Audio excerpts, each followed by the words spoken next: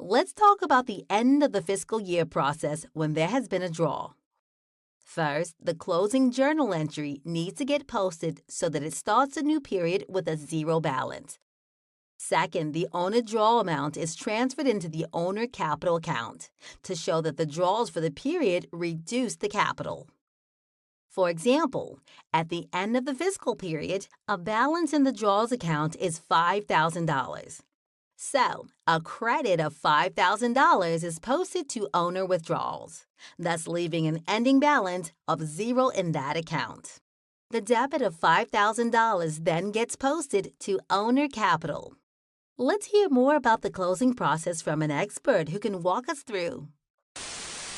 When you do set up an owner draw account in the equity section on the balance sheet, you'd have to remember that every time the owner does take money from the bank or puts a personal expense through the bank or the credit card, that owner draw account is going to continue to get a debit side of that transaction.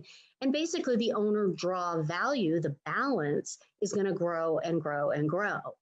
I've seen companies that just let that grow. And anytime you look at the balance sheet, you can see exactly how much money or value the client has taken out of his company from the beginning.